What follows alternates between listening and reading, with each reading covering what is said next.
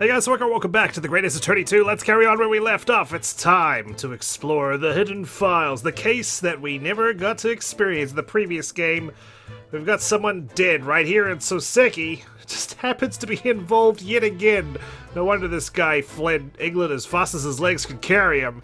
It's time to start investigating the scene. Of course, this is us reading memoirs of a clouded Kokoro, as in, we're looking at Iris and Susato's notes on the matter, given that we're in present day. Susato wrote to us, saying that this case may be of some interest as to why she got recalled back to Japan by her father. So, there's no time to lose. Let's take a look around. Perhaps a dot of deduction awaits us at some point in the near future. Oi, set hands off. You're gonna mess up my crime scene. Oh, no, I just wanted to look, that's all. At a dead body, you know, it's not every day you got to see one. No chance. I know your kind. You'll mess it up just by looking at it. Ugh, someone's in a bad mood. There's certainly some bad air in here, isn't there? Yeah, thanks, Shobs. Alright, it sounds like I'd better talk to the inspector first and try to curry some favor. Looks like we've still got windows blocked over here. Oh, nothing. We can examine nothing in the scene until we talk to Inspector Greguson. According to the telegram, let's meet with Soseki. What a terrible thing to have happened. It's only been 3 days since I was arrested for the incident on the pavement outside. And then, having finally regained my freedom, it starts happening all over again. Endless existence of excruciating experiences. So, the victim lived here on the ground floor, and your room is just one story up, isn't it? Yes, that's right. In a way, we were neighbors, I suppose. So, did you know the victim? Were you friends? Wait a minute.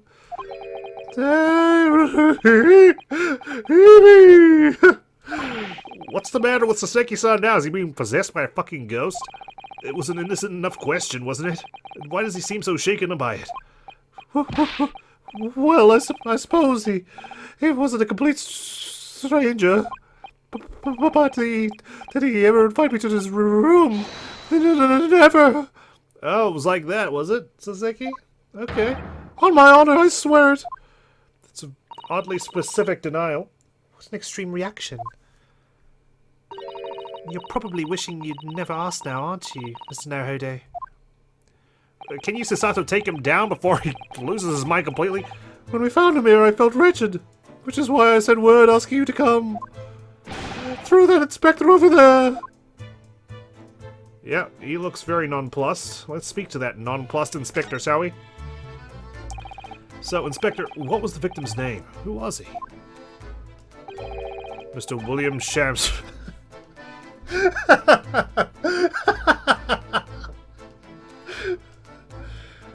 Mr. William Shakespeare. There's a lodger here. Fuck God. I don't know why that got me so good. It's just because not only is it just a William Shakespeare part, it just happens to be Shamspeare. As you can probably tell, he was an actor. Bit of a dead loss as it happens, or just dead. Mr. Shakespeare. He was the landlord, old Mr. Garadeb and the other lodger, Mr. Natsume, who found him. The fellow didn't rise at his usual hours, so Garadeb got worried and kicked the door down. But doesn't Mr. Garadeb have a bad leg?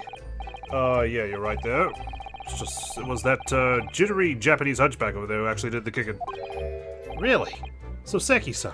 Well, I mean, he had a lot of pent-up rage. The victim was pretty hard up, it seems. He had done some time inside for petty crimes. He had no money, no place to go, and no friends. His only acquaintances were the people in this house. Miserable life and a miserable end to it. So, what exactly is Mr. Natsume still doing here? He's not involved in the investigation, so shouldn't you have sent him away from the crime scene? Don't tell me how to do my fucking job. Well, I'm not saying it's because the fellow looks odd or anything, or that he acts suspicious. But I thought it would be prudent to take a statement from the cohabitant. You nearly said culprit there, didn't you? Oh dear. Mr. Natsume appears to be under suspicion again. It certainly seems that way. Does just come across as an odd fellow, doesn't he? Poor man. How unfortunate. Must be that raspy high voice you give him. Anyway, I can't say much until the coroner gets here. But I don't think the fella's been a goner that long. Body's still warm. Even if the inspector would allow it, I don't think I could bring myself to touch a dead body. Okay, well. Anything else we can do around here, fellas? I guess no more inspecting, more conversing. No, we can't even converse. We can move, though. Where else can we move? New location's been added. We can go out to Briar Road. Are you sure we've asked everything we need to, Mr. Naruhodo? I suppose not. Although, what's the description of the setting? The scene of the crime on the ground floor beneath Mr. Natsume's room, where the victim, Mr. Shamspear, lives. The brightly colored outfits and makeshift stage look very incongruous. Okay, well, I guess... Oh, there's Sholmes over there, hiding. Move over. Nice. What are you doing? Mr. Sholmes, what are you doing? Ha! You need only observe to know it, my dear fellow. Investigating, naturally. There's nothing natural about that pose. Come on down. Mr. Sholmes, have you made some miraculous discovery? Patience, my dear madam, patience. We've not been here in this room 5 minutes. So far, all I've managed to deduce is what actually happened. My goodness. Wow, just like that. But isn't that everything we need to know, Mr. Sholmes? Now that you propose the idea, I believe one could indeed see it that way. At the present time, I have managed to draw 2 incontrovertible conclusions. I guess we're doing lots of deduction right here, right now. The first, that there was a physical struggle here last night in which the victim fought for his life. Oh! Mr. Natsume, what's wrong? Is something that Mr. Sholmes said significant somehow? No, don't mind me. I forget I was here. Very hard to do so when you're quivering in the corner. And my second conclusion is that there was a poison lingering in the air here last night that passed the victim's lips.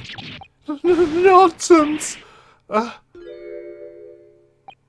Alright, Mr. Natsume, why are you reacting so extremely to Mr. Sholmes' deductions? No, please, pretend I'm not here.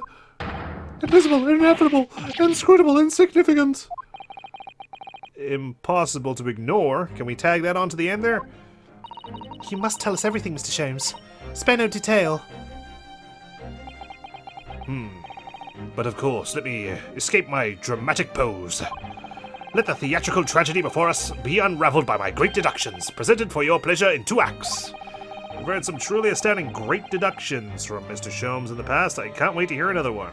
Truly, I can't. That was no sarcasm. I'm looking forward to this. No doubt this will be no exception.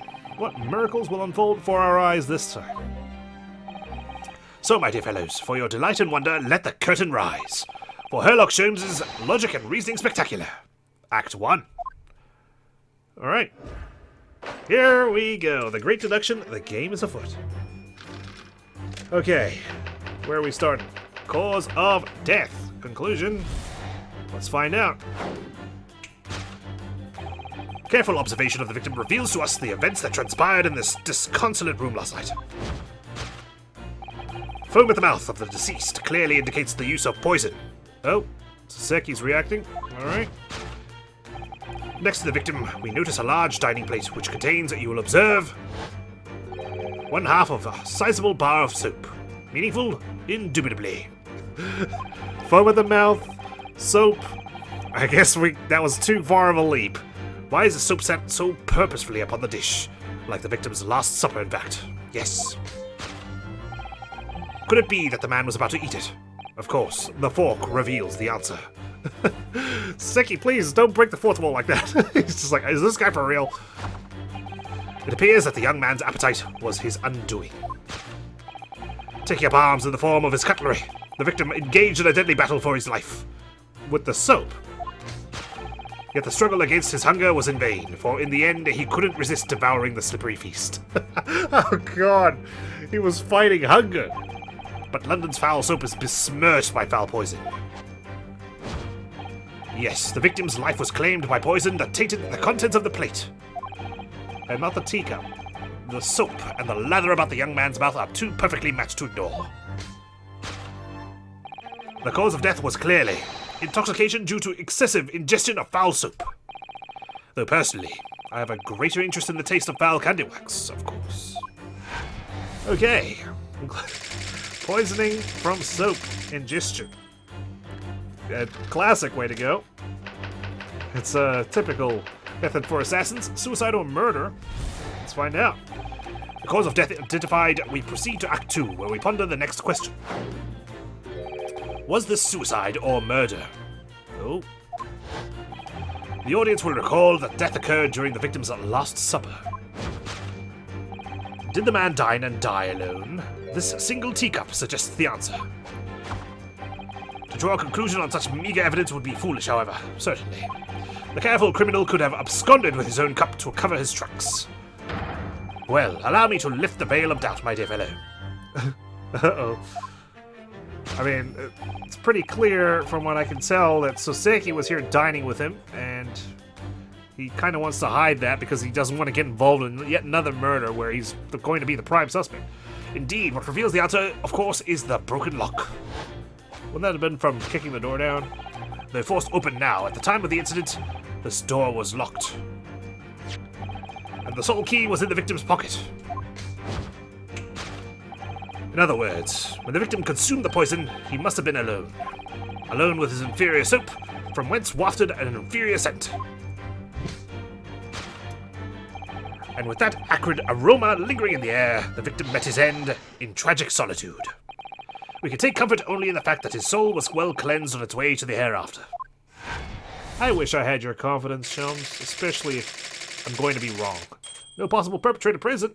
Suicide. Thus concludes the final act of Sherlock Holmes' great deduction. Well, we're all very impressed.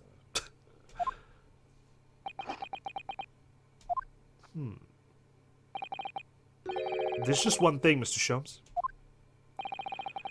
You're disposed to identifying just one thing, aren't you, Mr. Naruhodo? Pray, what concerns you?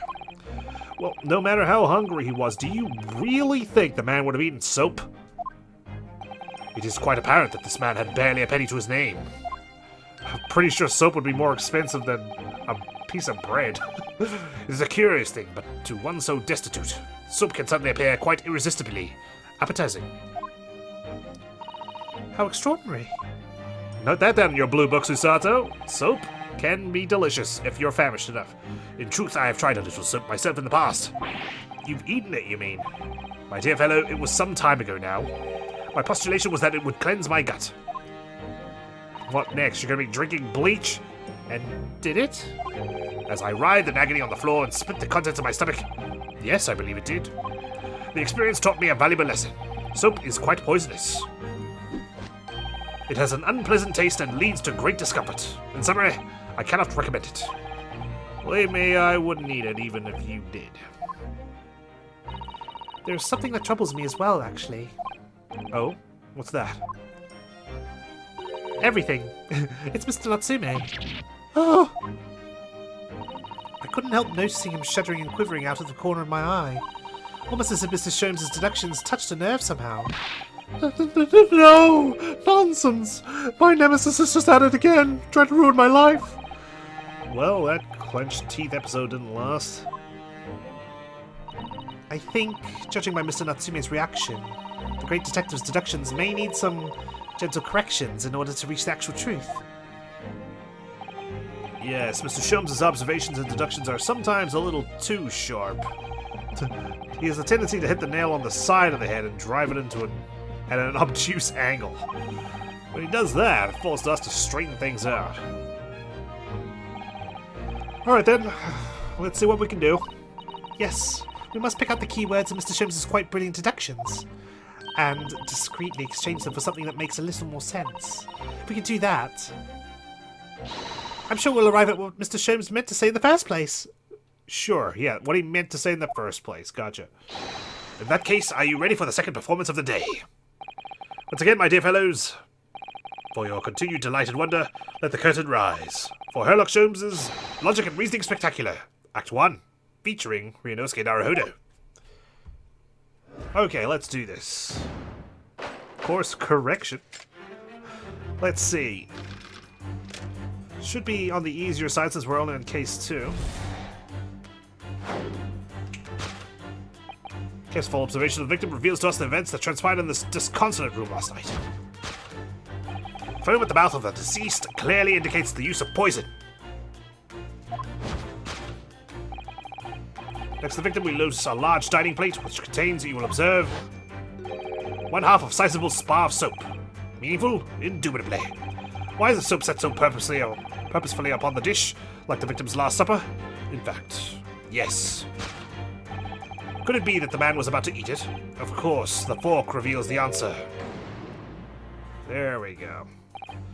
Well, you can't deny that a fork implies the man was eating something, or about to eat something. Yes, that's true. If I were to decide to eat some soap, I should prefer to use a fork than to attempt it with chopsticks. And of course, only half of the bar of soap is left on the plate. But might there not be some other explanation? Something material that proves whether or not the man really ate some soap? Did the victim really eat some soap? I mean, it doesn't look like it's been stabbed at with a fork, right? What else have we got? We got the fork itself. The teacup. I know we do need to explore every avenue around here, every angle. Do you think he was drinking tea with his soap? The cup's empty, so there's no way of knowing. How about this for an idea? Perhaps the cup was full of water, and he was dissolving soap in it so he could gulp as much down as possible. Please remember that he may not actually have been the soap lover that he's been made out to be. True. God, I went back on my theory then, didn't I? Okay, I guess we're not flipping things around here. Anything else around here? What do we got? What's this? Just this hat. Okay. Well, let's take a look at the fork itself. I suppose you'd eat soap with a fork, would you? I don't think it's a question of which implement you'd use. You shouldn't eat soap, full stop. But then why? Why does the man have a fork in his hand? But, I understand your frustration, Mr. Naruhodo, but please don't take it out on me. Well, you take it out on me all the time. You're flipping me over after every case. The point is, if we decide the man used this fork to eat the soap, we wouldn't be changing Mr. Sholmes' deduction. So we really ought to consider some other clues. Gotcha. Alright, well... Okay, there we go. Sorry, I need to rotate it maybe this way. There's not a lot I can look at. Ah, okay, there we go. I see you. Other piece of soap. Look, there's more soap on the floor here. Mr. Shamsphere must really have loved the stuff. Let's not jump to conclusions, Mr. Naruhodo. Look closely at the soap. Do you see that would fit together perfectly with the half bar on the table? What the... how can that be? I think that they are two halves of the same bar that broke apart. Okay, well, I don't think he was about to eat it, considering that the whole soap is still around here and there's none in his stomach. The rest is on the floor. This has to be the one we present, right? Let's do it. Take that! It's tucked away, out of sight, too. There we go. My turn. Could it be that the man was about to eat it? Of course. The other piece of soap reveals the answer. It being the other half of the soap on the table. In short, the victim was not eating soap at all. But it's obvious, really. For no depths of hunger could drive any man to attempt to eat soap. Oh, now you say that, huh? Even I, with my unquenchable thirst for practical knowledge, took only a single bite. But that begs the question of how the man was poisoned, because there's no sign of any food on the table. An excellent observation, Mr. Naruhodo, and one that furnishes us with the answer we seek. For London's foul soap is besmirched by foul poison. Yes, the victim's life was claimed by poison that tainted the contents of the plate. Mr. Sholmes is still pushing the soap argument then. Perhaps he's suggesting the man licked the soap rather than ate it. If soap in London is that poisonous, I don't think I want to be washing my hands with it. Especially if I bite my fingernails. But there are no signs of any food on this room at all. Of course, food isn't the only thing that passes people's lips, is it? No, I suppose not. There are other things. Like forks. I think this is a layup here. The teacup itself. Where the poison could have been laced is... Take that! This particular vessel. Okay. We're on track. Yes, the victim's life was claimed by poison that tainted the teacup. Indeed, cups have been the vessel of choice for practicing poisoners over the centuries. And it would appear that this victim drank every last drop. There's no sign of food anywhere in the room. Saseki's twitching eyes, I swear. Which leads us to the immutable conclusion. The cause of death was clearly intoxication due to the addition of poison contained in this teacup. Alright, course corrected. Poison in the tea. Solved. Okay, Act 2. No possible perpetrator present. I think we do have a possible one, but I don't think it's going to be the one. The cause of death identified, we proceed to Act 2, where we ponder the next question. Was this suicide or murder? The audience will recall that death occurred during the victim's last supper. Did the man dine and die alone? This single teacup suggests the answer. The Western vessel for infused hot drinks again. It's already featured heavily in our deductions so far. Yes, we can imagine that shortly before his death, Mr. Shamspeare was having a drink of tea. There'd be nothing remarkable about that, but what troubles me is Mr. Natsume's reaction when he heard Mr. Sholmes suggest it. There's more to this deduction than it seems. We must closely examine the scene of the crime again for some more clues. Okay. Well, what other clues do we have? Apart from the teacup, the bar of soap, and the fork. Oh, there you go. Now that I can see this side of things, other teacup. It's another Western vessel for infused. It's a teacup, and it too is empty. Given that he's actually holding this one in his hand, We can assume that this is the cup from which Mr. Shamspeare was actually drinking. but if that's the case, this changes everything. Everything we've deduced up till now is turned on its head. It's like a mini turnabout. I have a bad feeling about this. I almost don't want to say it. Yes, I know exactly how you feel. Well, sorry, pal. The London bus is coming for you, and I'm about to toss you underneath it. Take that! Here we go, Saseki. This other teacup suggests the answer. Did the man dine and die alone? This other teacup suggests the answer. Yes, there were two teacups in this room all along. Oh, In other words, this is a strong indication that at the victim's last supper, there was a Judas. There was a guest present. Oh, gosh. It looks like Mr. Fairplay. Mr. Fairplay's silhouette. At the very least, we can now say with certainty that somebody else was here in this room last night, taking tea with the victim. what are you talking about? Utterly, unbelievably, unjustly unreasonable. To draw a conclusion on such meager evidence would be foolish, however, certainly. In which case, what more can we deduce about this possible guest at the table? Well, allow me to lift the veil of a doubt, my dear fellow. Do you mean to say you know who exactly was in this room at the time of the victim's death? Indeed. What reveals the answer, of course, is the broken lock. Oh? I'm not sure I like where this deduction is going now. I'm afraid it's too late to go back to the halcyon days of eating too much soap. But the identity of the guest who was in here last night when the victim passed away is something I have a very bad feeling about. Well, you can try to ignore your feelings, but we can't ignore the truth, Mr. Naruhodo. No, I suppose not. Time to take a look around again. Okay, well, we're not looking for the broken lock here, though I do want to examine it. Oh dear, the latch is most definitely broken, isn't it? The door was kicked in by Mr. Natsume, according to what Mr. Garadeb told the inspector. Who knew his short, thin little legs had so much strength? I'm not sure the length of his legs is in any way significant here. After all, I can do Susato takedowns on you, and I'm significantly shorter than you. Perhaps this says more about the poor state of the door than about Mr. Natsume's strength, actually. Careful.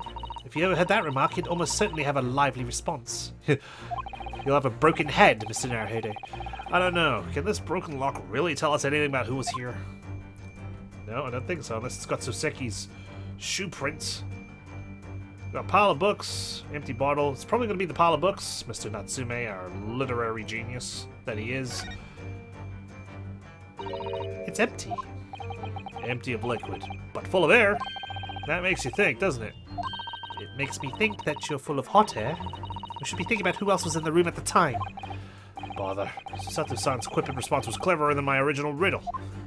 Yeah, I gotta give her credit for that one. Alright, books. At first glance, it seems that the only things in this room are the makeshift stage and the costumes. I overlooked these 3 books initially. I wonder what they are. Let's see. The titles read The Picture of Monsieur Lecoq, Canterbury Yearnings, and A Meal for Gaborio? Wait, I'm sure I've heard those titles before.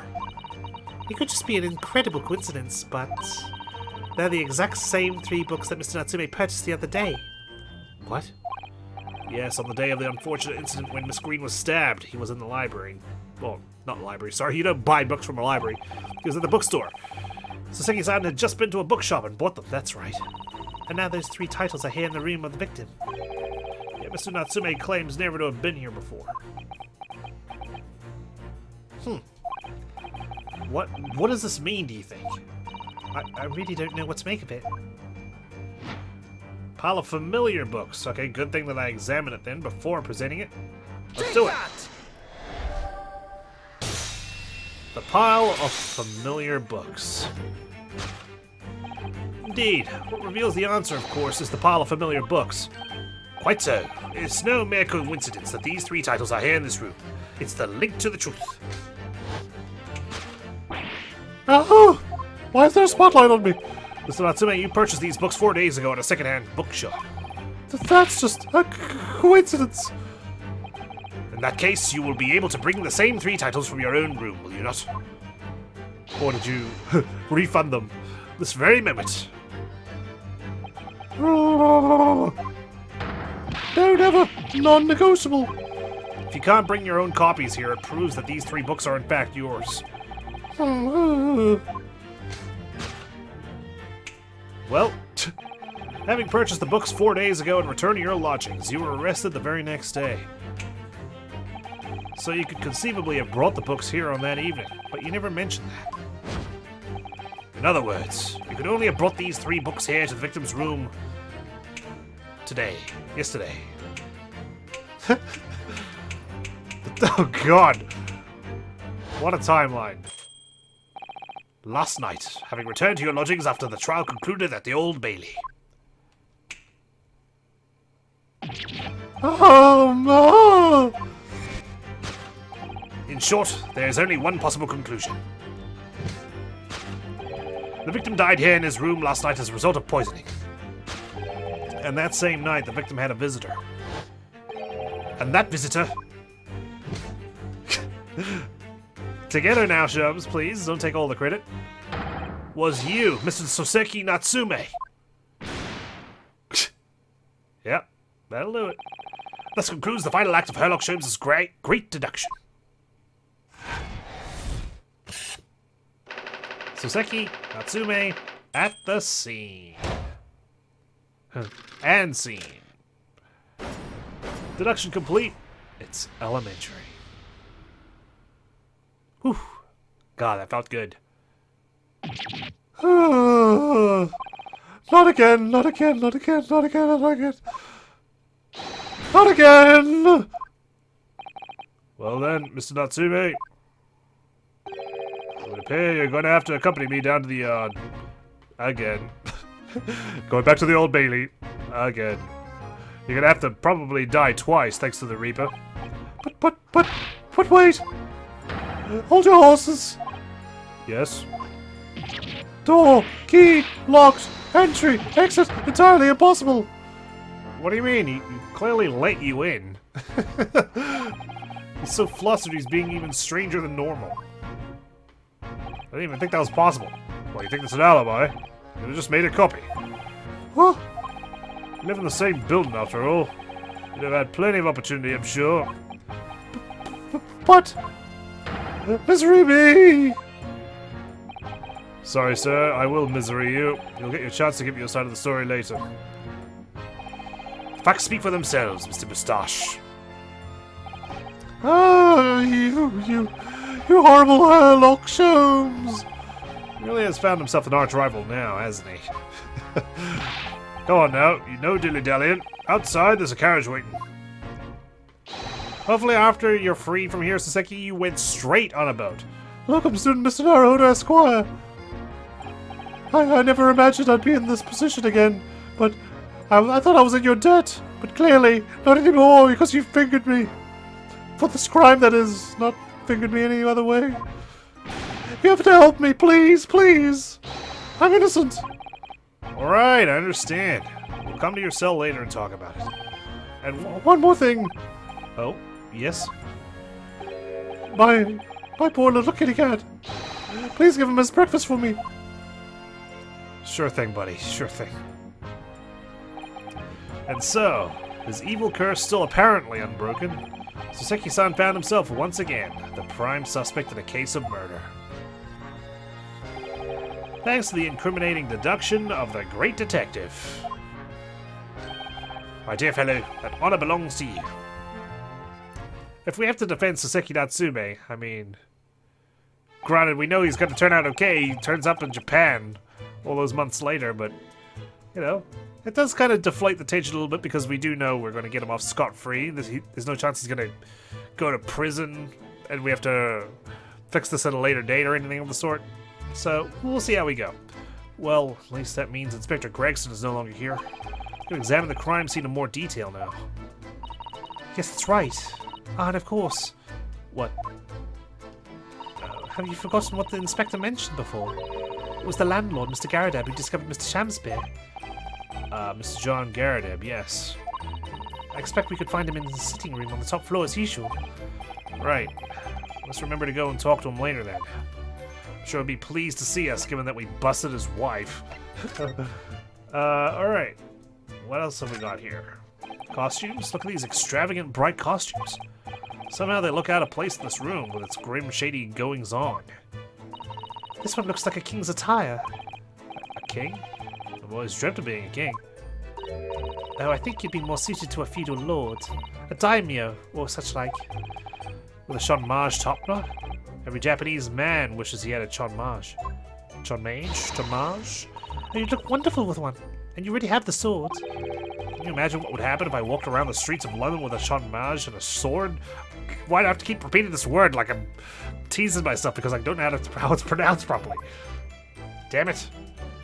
Costumes. Let's examine the table, which we've thoroughly looked at during the dance. Oh, the poor man, so young to die. Is he? How old is he? People. We've got Olive Green, 20. Soseki Natsume, 33. Tobias Gregson, 44. He's 31. William Shamspeare. Victim of the current case, a failed actor renting a room in the same building as Mr. Natsume's lodgings. Okay. Do you suppose it was a very painful death, being poisoned as he was? I don't know. All we can do now is hope that he'll be reborn to a better life. Yes, I suppose you're right. I wonder. Do you think that putting our hands together in a Japanese prayer will help a British soul? Sorry? Yeah, I think so. I made sure I had a reference at the ready for just such an occasion as this, actually. Everything fits in my book. This book is entitled The Beginner's Guide to Praying for the Departed, the British Way. I'll just reread it now. One moment. Okay, well you do that. I'll take a look around. There's quite a spine on that book, isn't there? We're going to be here for a while. Okay, you keep reading. I'm going to take a look around. And here we have another disproportionately large machine. This looks like a meter of some kind. Ah, this is a gas meter, I think. It seems that in this district, residents pay for gas as they use it with coins. I see. Yes, now that you pointed it out, I can see that there's a slot just here that looks like it will take a coin. So you mean if you put a coin in here? That's right. That would buy you about 2 hours of gas for lights and heating. So if you were a poor person with no money, you'd have to sleep in the freezing cold? Yep. Unfortunately, that's still the case even today, Ryunosuke. Yes, or if you were a scatterbrain with no change because you forgot to exchange your money at the bank. Thank goodness there's no meter in our office. Thank you, Mr. Shelms, for being a great landlord. Alright, let's take a look at the lamp. This is a gas wall light, isn't it? It must be connected to a gas pipe in the wall. Gas lights, a gas stove. London really is a city of gas.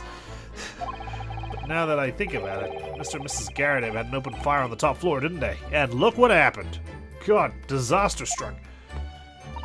Oh yes, you're right. I don't recall seeing a gas stove up there. Well, I much prefer a real fire anyway. It's much cozier. Yeah, well, when you only have one exit out of the building, or your room, sorry, which is the door, because you can't go out the window, it's pretty dangerous, I think. As we've seen from the outside, the window is completely bricked up. Vestige of the former window tax that Britons had to pay. Strange things they used to tax in Great Britain. I mean, making people pay for the number of windows they had in the property? It's extraordinary.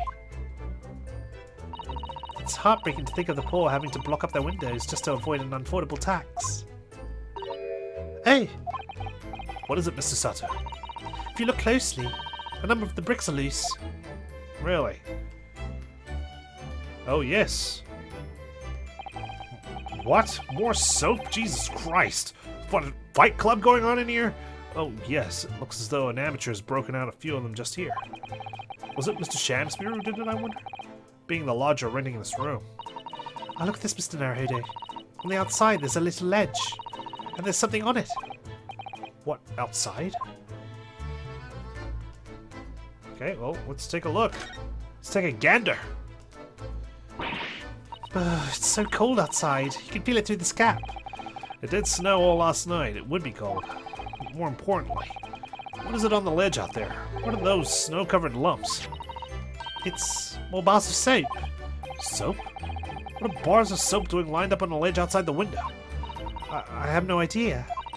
But the pair of them look rather charming like that. Yeah. God, I think they're on a date. They were hoping to get a good view of the city. Still, that's very strange, isn't it? Bars of soap lined up outside the window? I think perhaps we should take one. There are two, after all. I could use some. Oh dear. I suppose we could. Oh, what's this? Looking at the soap. Oh. Do you see, in the middle there? There's a patch that's a different colour. It's sort of transparent, but Some sort of fancy design, I suppose. Well, in Great Britain. looks like the Hinamaru flag of Japan, doesn't it? How wonderful. It's probably a very expensive brand. Expensive? What's it doing in this ramshackle old room? On the window ledge, no less. A cheap bar of soap that was discovered just outside Mr. Shamspeare's window. It's one of two that were found there. Okay. Ha! There's still two there. I knew I'd double check. I wanted to see if there was continuity. There isn't. There isn't. Damn it. It's okay. Got something down here. What's this? What's this? Looks like part of an envelope, I think. Yes, I think you may be right. Perhaps it was torn off when the letter was opened? Is that significant? Well, it's a little out of place, perhaps. When you look around the room, there's no sign of a letter or the rest of the envelope impact, is there? She's right. Well, I haven't fully looked yet. Maybe it's out in the open. And yet here we have the torn off end of an envelope. It just strikes me as unusual. I agree. Better take this just in case. Torn off end of envelope has been entered in the court record. A ripped piece of envelope that was found in Mr. Shamspeare's room. Rest of the envelope could not be located. I'm sure we'll have to do a match soon. There's not much on these shelves, is there? Just this wine glass and bottle. And both of them are cracked. Yes, not much use, are they? What's the matter? I was just reminded of the Reaper, that's all. Prosecutor Lord Van Zeeks? God, I miss that guy too. God, he's... him and Blackquill... favorite prosecutors, hands down, man. He's just got presence, you know? I love voicing him too. Yes, he's so reckless with his wine glasses. I was thinking it was a waste and that he should donate some to the needy. Oh god. You can suggest it next time we meet. And on this side, we've got a makeshift stage, probably where he does his rehearsals. This is some sort of makeshift stage, I think, isn't it? Where does the audience sit, though, for the nightly Shakespeare performances? I mean, we've referenced Shakespeare. Don't we find it odd that this guy's name is Shamspeare? Actors aspiring to the great stage must practice their art, Mr. Naruhodo, with or without an audience. In fact, on a related note, perhaps you should set up a mock bench for the defense in your office. What? Then you can practice your art every single day. You want to hear me yell objection every hour of every day? I'll think about it. If you promise to don a beard and play the role of a judge. I would never dress up like a man. Well, if that would help you achieve your goal. This I have to see. Damn, Susato, what a cheerleader you are. Happy to have you in my corner. Okay, have we examined everything? I believe we have. Got bloomers hanging up there. Weird little posters. We've looked at Shamspeare himself. His hat is there. Got the envelope. I think we're about ready to move out. Nope, can't examine that. Okay, let's get out of here. Well, Susato tells us we need to spend a little more time investigating here. I don't know what else we can look at, though. There's gotta be something. Out of sight. And currently out of mind. Where is it? Susato, point me in the right direction, please. I'm helpless without you. Please come back to England. Ah, the teacup itself. There we go. Ah, one of the teacups that Mr. Shamspeare and his guest drank from last night. But don't go drinking from them, Mr. Naruhodo. There's bitter poison inside. I'm not planning on drinking any, don't worry. Anyway, the cups are both empty. The hell am I supposed to be drinking? Air? Poisoned air now? That's true. So one was Mr. Shamspeare's, and the other must be the cup that Mr. Natsume was drinking from. But Soseki-san wasn't poisoned, of course. Perhaps we should take these so we can examine them in more detail later. The pair of teacups has been entered into the court record. There we go. The teacups used by Mr. Shamspeare and Mr. Natsume. The one with the green line around the rim was Mr. Natsume's. Okay, so he had the green one. There we go. That's our clue that we've fully exhausted this search area. Looks like you're having a good snoop around, eh? Inspector Gregson! Back so soon. After I threw that little Japanese fella in the clink, I went and reported this to the investigation division. In 5 minutes' time, this place will be cordoned off by the yard. Oh, I see. Well, we'd better be leaving then. I don't want to get thrown into the clink as well. For obstruction of justice or anything of the sort.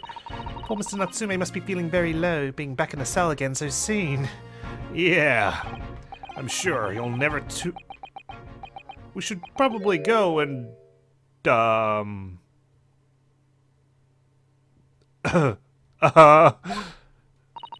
What's wrong, Mr. Naruhodo?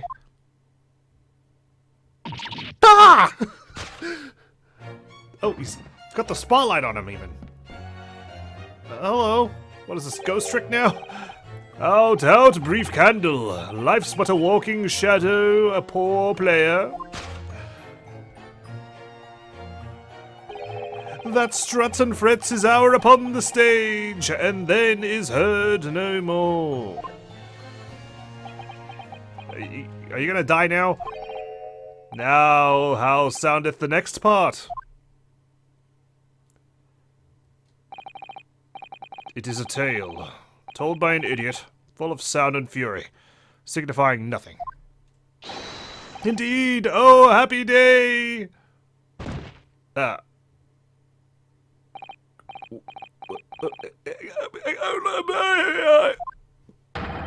Walking Dead! Not anymore. Kinda just slumped. Relaxing dead now. Gee, what the hell was that all about? The fella's dead at all. That's twice someone's appeared dead but actually isn't. What was that nonsense he was saying though? Let me translate. I think... Yes, it was from William Shakespeare's Macbeth. A soliloquy from Act 5, Scene 5. Shakespeare? It's kind of like his name, but he's Shamspeare. Well, I can't believe Susato just had Shakespeare on hand. So it was. But the victim, Mr. William Shamspeare, came back to life in quotation marks. If the man had indeed been poisoned, it transpired that it hadn't killed him. He was taken by emergency carriage to a nearby hospital for treatment, and Inspector Gregson evicted us from the scene of the crime. Whatever that now was. I'm telling you, it's because he ate that soap, cleansed himself from the poison.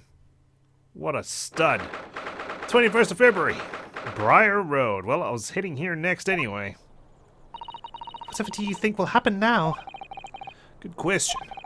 What a strange situation for Mr. Natsume. Arrested for murder, but then the victim comes back to life.